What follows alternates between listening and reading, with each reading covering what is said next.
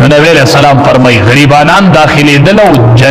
دا مالداران د جنت په دروازه باندې ولاړ ایثار او چې د جهنم دروازې ته ورلم نبی علیہ السلام فرمای نو د جهنم په دروازه چې مې وکتل نو ډېرې پې زنانه روانې وې بس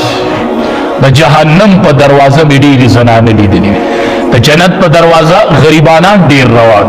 او د جهنم په دروازه زنانه ډېرې داخلېدلې چې ومې کتل د زنانو ډېر کثرت و چې جهنم ته داخلېدې صحابه تپوس کړي د الله حبیبه دا ولې دا زنانه ولې ډېرې تللې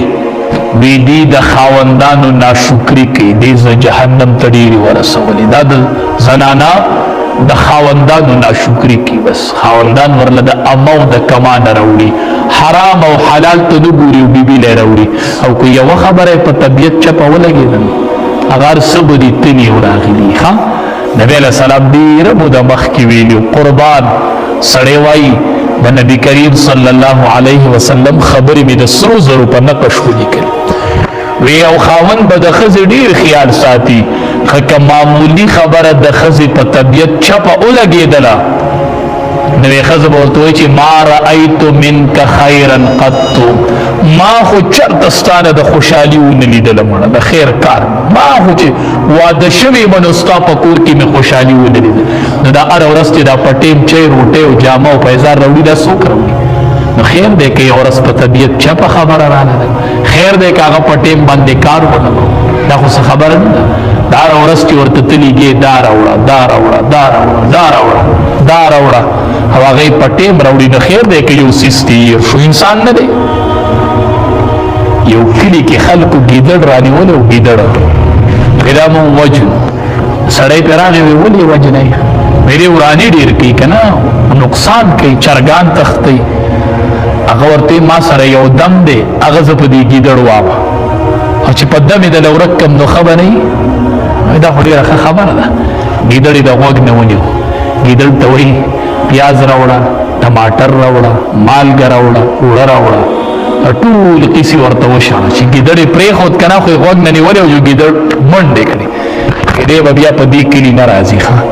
ښه ورته دا څنګه دم دی وی دې دم زه د کلي نه راورک کړی یم کور به راته وي چې پیاز راوړه ټماټر راوړه غوړي راوړه هره ورځ به راته دا دم و چې وی دې دم زه د کلي نه راورک کړم نو دا د کلي نه د ورکولو دم دی ما وی راشه به دې ګیدړي ووایه چې دا ګیدړ د دې کلي نه ورک شي که نه نو چې ته هره ورځ خاوند ته وایې خاوند په ټیم هر څه راوړي خیر دی که یو ورځ هغه په ټیم سره نه وړو د دواړو جهادو سردار فرمایي که سجده د یو تن بل تن ته روا وې لامرت المرأة ان تسجد لزوجها ما به ښځې ته حکم کړی چې ته خاوند ته سجده لګوه که دا سجده روا وې نو ما به ړومبۍ ښځې ته ویلي چې ته خاوند ته سجده لګوه خاوند ته سجده لګوه خو که دا سجده غیر الله ته روا وي نو ما به ښځې ته حکم کړی چې ته خاوند ته سجده لګوه نبی علیہ السلام فرمایي ما ډېرې چې په جهنم کې ولیدلې نو ښځې مې ولیدلې ډېرې جهنم ته ښځې داخلېدلې زنانو په دې حدیث سوچ وکئ ولې موږ ډېرې جهنم ته داخلېدلو د خدای نه ځان نه د جهنم نه پناه غواړئ نیک اعمال شروع کئ د دواړو جهادو سردار فرمایل وی زه به نه یمه صنفان من اهل النار دوه ډلې به راشي او دواړه به جهنمیانې ښه تاسو به یې وینئ زه به نه یم او دوه ډلې به راځي او دواړه به جهنمیانې ډلې ښه دا دوه ډلې به راشي یوه ډله به راشي د هغې سره به کوړي که اذناب البقر د غواګانو د لکو په شان کوړي به ورسره او خلک پکې بې ګناه ډبوي سړي ته به ګناه معلومه نه دی به له پوستکې ایستلې چې ګناه معلومیږي نو سرمنې ته ایستلي یوه ډله دا ده ښه دا به جهنم ته ځي دا وپېژنئ بې ګناه به یې په سړي را باندې کړي او سړی به وي یوه به دا جهنم ته ځي دا په نارینهو کې ده او یوه بله ډله چې راشي جهنمیان به تاسو به یې ووینئ ابه زنانۍ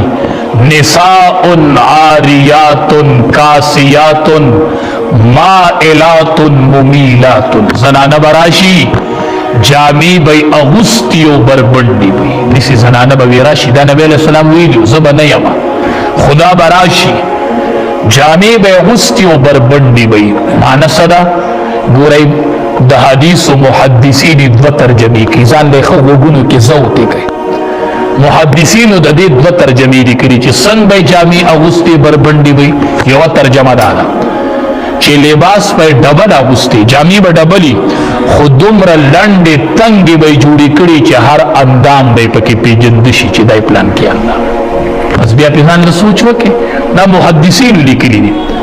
دیمه ترجمه د دې دانی کړي دا چې جامع به لنډه تنګي نه کولو به خودمره نری به چې اندامونه به پکې دي شي یا به نری ډیری یا به لنډه تنګي ای زما خويندو ای زما میندو معامله د اخرت ډیره ګرانه ده معامله د اخرت ډیره ګرانه ده اخرت ته شي مو پرې ده معامله د اخرت ګرانه ده معامله د اخرت ګرانه ده نبی علیہ السلام وی خلق بزان طرف تمایل کی او پخپل به خلق تمایل کی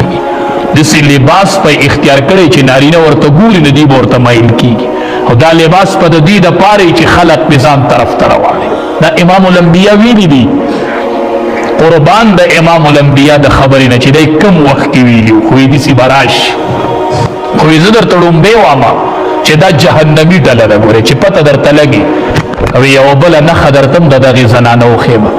رؤوسهن كأسنمة البخت المائله سرونه وای د اوخ د کوپ پشان بیستنی د اوخ د کوپ پشان سر بی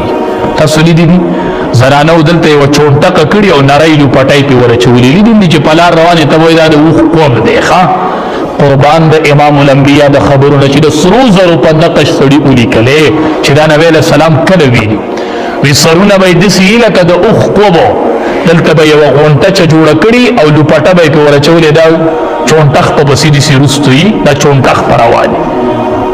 ازنواما دا بل مولوی صاحب نوایي دا د ټولي دنیا استاد د ټولو انبیو امام نبی کریم صلی الله علیه وسلم ویلي دا ځان ته یادوي زنانو چې دا پیغمبر ویلي دي او بیا رستو سب وی نبی علیہ السلام ویرا زنانه چې کله ویني نو دا جهنميان دي لم یجد رائح الجنه پدې زنانو باندې د جنت بویم حرام دی بوی بپیم د جنت نه لګي بوی بپیم نه لګي او احادیث مبارکو کې راځي چې سړی د جنت او ستا ترمنځ سلويخ کاله فاصله ستانه د جنت دومره لري کنه چې ستاو د جنت ترمنځ سلويخ کاله فاصله ته بدل ته بوی محسوسه چې دی طرف ته جنت دی ها د جنت دسی بوی دی د جنت دسی خوشبوئی ده چې هغه ور سلويخ تو کالو په فاصله کې دلته سړی محسوسه چې دلته جنت او نبی رسول الله فرمایي په دې زنانه وی بوی حرام دی بوی په حرام دی زنانه دا الله کلام ته وګورئ دا الله کلام ته وګورئ دا الله د دې کلام خاطر وکړي یدنین علیهن من جلابیبهن دا د قران یو درون حکم دی چې په ځان باندې درانه لباسونه راوړوي درانه لباسونه وجود ته درانه لباسونه واغوندوي د اخرت سخت ډېری ګرانی دي د اخرت سخت ډېری ګرانی دي یدنین علیهن من جلابیبهن په ځان داسې درانه پړونې راوړوي او په دې بازو برقو ځان مه دوکه کوئ ها دی وی دا برقه ده زه ته د برقې تعریف کوم چې برقه څه ته وایي ښه هغه بیا ګورئ که هغه تعریف ورته صادقېدو چې برقه به یې او چې نه وجو نه به یې هر هغه برقه چې هغې کې د زنانه وجود موټاواله او نریواله او اندامونه نه معلومیږي ښه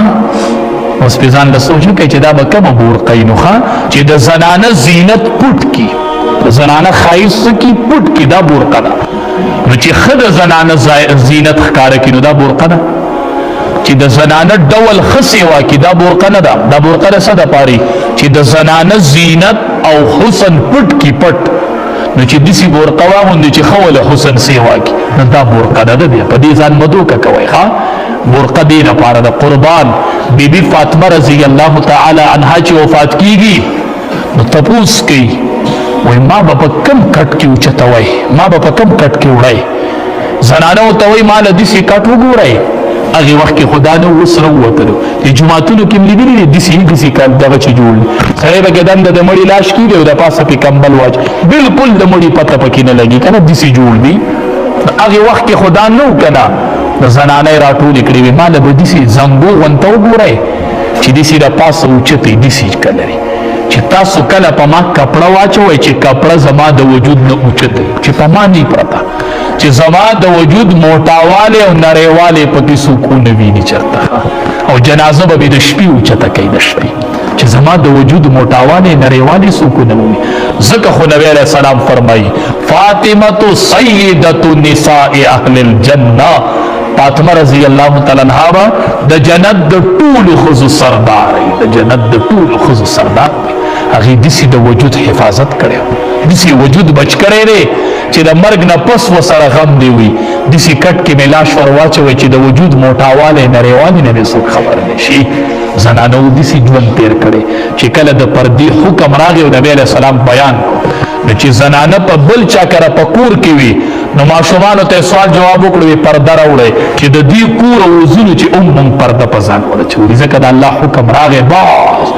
چې د میلمه د گاونډي په کور کې او پردي حکم راغی د گاونډي په کور کې په ځان پرده راوچوي باز د دې کور باندې پردي نه وځي د دې کور باندې پردي نه وځي